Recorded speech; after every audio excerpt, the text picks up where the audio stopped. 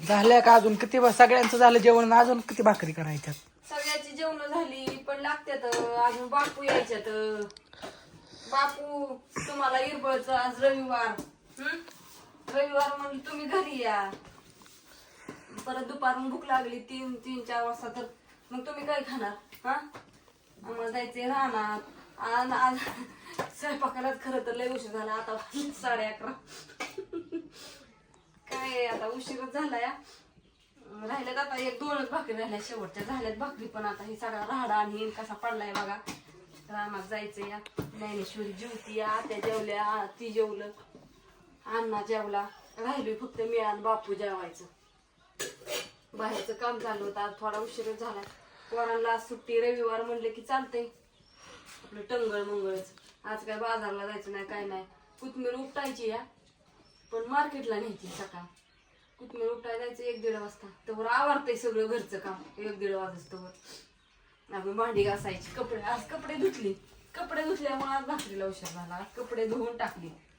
परत न कपडे धुवायला उशीर होतो म्हणून कपडे धुतलं. बाहेरचं सगळं झाडून काढलं. आणि झाडून काढून आत्याने वांग केलंय मस्तपैकी छान छान. तुम्ही सकाळचा तर व्हिडिओ बघितलाच असेल वांग केलेल्याचा. आमची ज्ञानेश्वरी काढीत होती, मी कपडे धुवीत होती. पहिल्याने आणि आंघोळ करून डोकं धुवून मग आमच्या बाईनी कोरफड लावली केसाला. मग त्याच्या तू लक्षात कोरफड होती वय? हो मी तर तोंडाला लावली. मग तोंडाला माणसं कोरफडीचं ॲलोवेरा जेल घेऊन तोंडाला ह्याला लावतात. तो ओरिजिनल कोरफड तोंडाला लावली ना. मग काय तुला प्रॉब्लेम? तुला तर मी म्हटलं लय चोर उलट कोरफड सगळ्या तोंडाला ह्याला. सांगा बरं तुम्ही. मी असा दिसायला लागलो. चिकना दिसायला लागलाय. हो पप्पांनी चालल्यात. पप्पांनी पण उशिरा चालल्यात. काम चालू आहे. चुडा फुटला सगळं हे झालं. माझंच राहिला होता आता. नाही सॉरी. निघलाय आता. एक शेवटची भाकर राहिली या. उरकायचंय माझं पण. आत्या चालल्यात रानात. आत्या म्हणल्या तुला या आवडून कोथमीर काढायला मागणं. तर मी एखाद 2 साऱ्या खोराकते उसाच्या. म्हटलं बरे चालतंय. गाईचं पाणी टाकावलं, तिला खाय आणून टाकले. गाई घालतीये या झालं. मग आता काय माहिती तिचं काय. म्हणलं ज्ञानेश्वरी अण्णा आहेत घरी.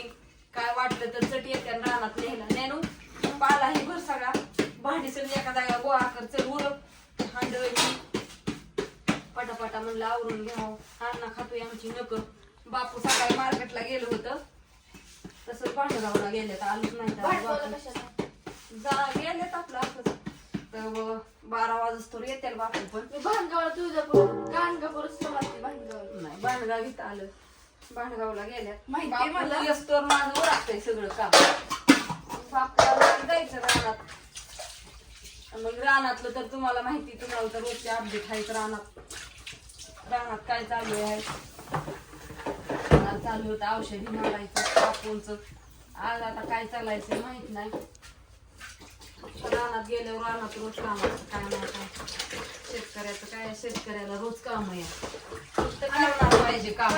ही घे तिकडे सगळे भांडी चल. आणि ती तिथे नको ठेवती केर. वतून ये बाहेर आले की थांबली. आणि तो तिथला ती चाळ पण आहे ना. चाळ पण ही डावा पुसतो. चाळ पण गोळीच्या पोत्यात वतून ये. हा पुसून ठेव वर. सगळी कामं हीच. आजी कुठे चालली का रानात? आजीला पप्पांची ती लगेच नसली जायची 10-15 मिनिटात. तर आजीला तर सोडवून ये. आणि ज्ञानेश्वरी अण्णा तू ये सोडून. मी नाही नेणू आवडते काम. तू ये सोडून आजीला. मग आम्ही जाईन आमचं आवरून. अजून मला गाईला कडवाळ काढावं लागून. संध्याकाळी उशिरा जरी रानात आलं तरी मग लवकर सांगता येत नाही. नाही मला बापूला पण द्यावं लागेल. इंस्टाग्राम म्हणून फोन केला तरी उचल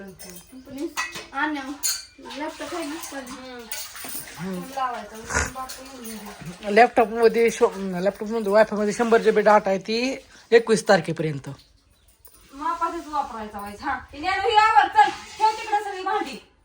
एक तर आज उशीर झालाय स्वयंपाकाला. नीन सगळा राडा. चला झालेत भाकरी. आजीच उरकलंय का बघ की. कुठे बघ लय आता ऊन पडले. सकाळचं उठून वाटत नाही. गार लागतं. आणि आता बाहेर सगळं ऊन बघा किती ऊन. मग इथनं पुढं संध्याकाळ पण सारं ऊनच लागते